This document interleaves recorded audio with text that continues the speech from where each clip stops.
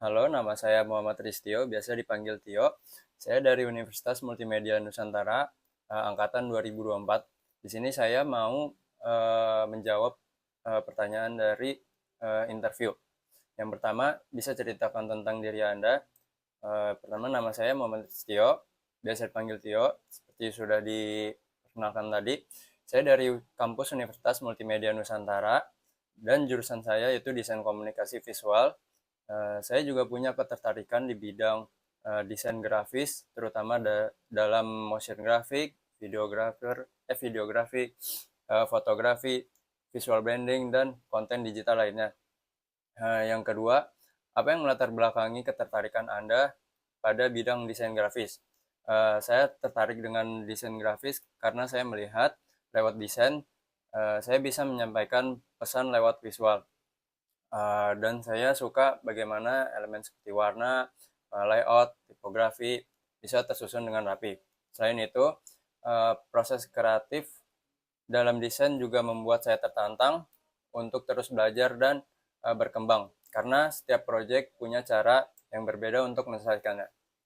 Terus pertanyaan yang ketiga, apa kelebihan utama yang Anda miliki yang relevan dengan posisi ini? Oke, yang pertama, saya mudah beradaptasi dan bisa bekerja dalam tim. Yang kedua, karena di kampus saya belajar mengenai desain grafis, jadi saya bisa menguasai software seperti Adobe Illustrator, Photoshop, After Effects, Adobe Lightroom, dan jenis software lainnya. Selain itu, saya terbiasa mengerjakan tugas dengan deadline yang cepat. Jadi saya bisa berusaha mengatur waktu dengan baik. Tanya nomor 4, apa kekurangan atau keterbatasan yang Anda sebagai seorang desainer? Saya merasa masih perlu mengembangkan gaya desain saya sendiri agar bisa lebih variatif dan saya tidak terpaku pada satu style saja. Soalnya saya saat ini masih sedang mencari referensi dan mencoba pendekatan visual yang baru untuk meningkatkan kemampuan saya juga. Terus pertanyaan nomor 5, apa proyek desain yang pernah Anda kerjakan dan paling mempresentasikan kemampuan Anda? Untuk proyek yang pernah saya lakukan yaitu ketika saat mengerjakan proyek dari tugas kampus pada salah satu mata kuliah, di mana mata kuliah itu tugasnya membuat video iklan, dan dalam proyek tersebut saya mengerjakan mulai dari tahap konsep sampai final output.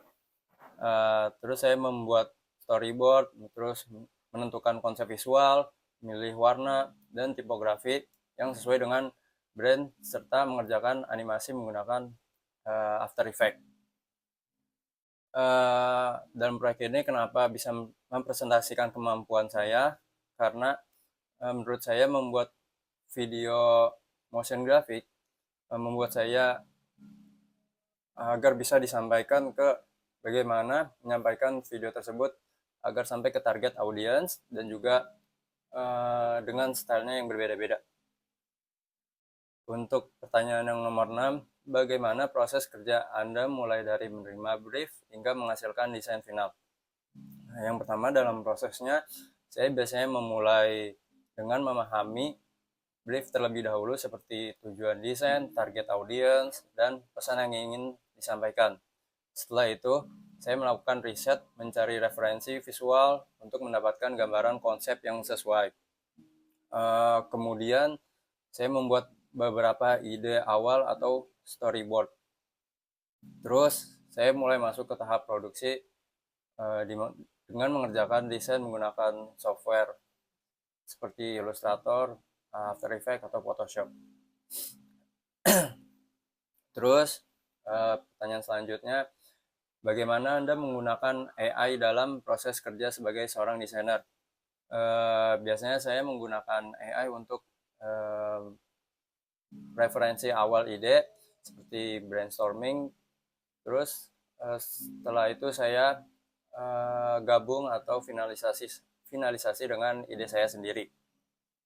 Selain itu, AI juga saya gunakan buat menentukan style apakah cocok dengan gaya tersebut atau tidak, atau menanyakan gimana style yang cocok buat dipakai di desain tersebut. Terus pertanyaan nomor 8, bagaimana cara Anda menyikapi revisi atau masukan yang berbeda dengan pendapat Anda? Jika saya menerima masukan yang berbeda dengan pendapat saya akan mencoba memahami terlebih dahulu tujuan dan sudut pandang dari pihak yang memberikan feedback. Namun jika saya ada solusi lain, saya lebih efektif. Saya akan menyampaikan dengan cara yang lebih baik dan alasannya yang jelas. Untuk pertanyaan nomor 9, apa yang Anda lakukan jika menerima brief yang kurang jelas atau mengalami perubahan di tengah proses pengerjaan? Jika saya menerima brief yang kurang jelas, saya akan meminta penjelasan yang atau terus menanyakan lagi di mana letak yang saya tidak tahu atau saya tidak mengerti. Yang pertanyaan terakhir, menurut Anda apa peran seorang desainer grafis dalam sebuah tim kerja? Menurut saya seorang desainer bertugas dari ide, konsep, atau kebutuhan dari tim agar menjadi bentuk visual yang menarik, terus jelas, dan mudah dipahami oleh audiens atau targetnya. Selain itu, desainer juga harus mampu bekerja dengan tim agar pesan yang ingin disampaikan bisa selaras dengan tujuan yang diinginkan. Sekian dari saya. Terima kasih.